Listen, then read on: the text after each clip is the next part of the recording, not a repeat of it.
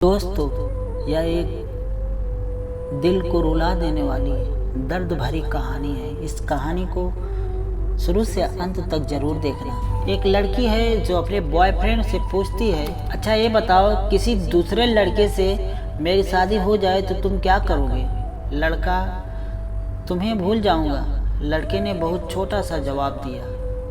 ये सुनकर लड़की गुस्से में दूसरी तरफ घूमकर बैठ गई। फिर लड़के ने कहा, सबसे बड़ी बात कि तुम मुझे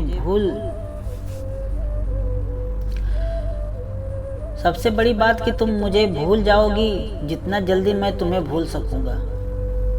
सबसे बड़ी बात कि तुम मुझे भूल जाओगी जितना जल्दी मैं तुम्हें भूल सकूंगा, उससे ज़्यादा जल्दी तुम मुझे भुला दोगी। कैसे? लड़की ने पूछा।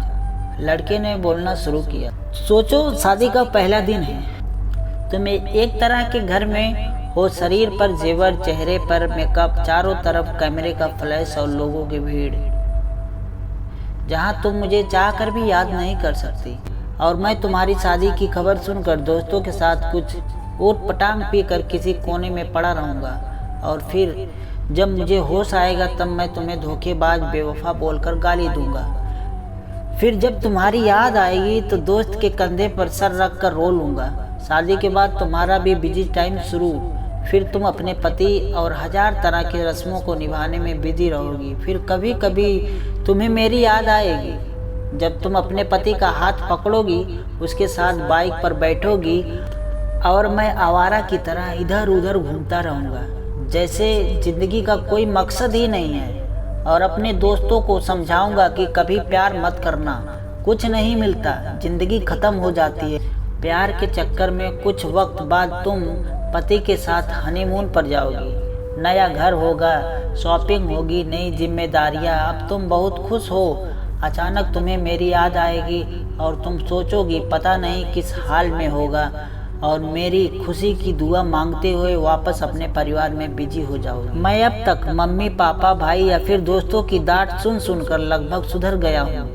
सोच लिया अब कोई काम नहीं करना, अच्छी सी लड़की से शादी करके तुम्हें भी दिखा देना है और सबको यही कहना है कि भुला दिया है मैंने तुम्हें। लेकिन तब भी मैं तुम्हारे मैसेज को आधी रात को निकाल कर पढ़ूंगा और सोचूंगा शायद मेरे प्यार में ही कमी थी जो तुम्हें ना पा सका। फिर अपनी तकलीफ को कम करने की कोशिश करूंगा। 2 साल बाद अब तुम कोई प्रेमिका या नई दुल्हन नहीं रही, अब तुम माँ बन चुकी हो।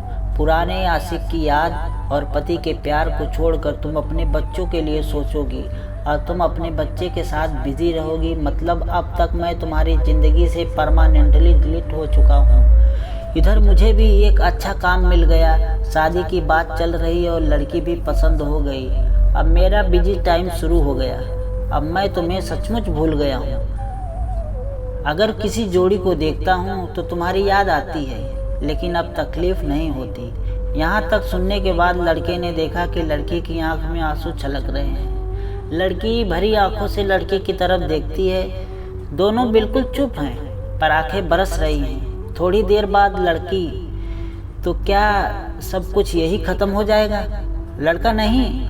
लड़का कहता है, नहीं, किसी बात पर, जब तुम रूठ जाओगी अपने पति से किसी बात पर। लेकिन तुम्हारे पति आराम से सो रहे होंगे, पर उस रात तुम्हारी आंखों में नींद नहीं होगी।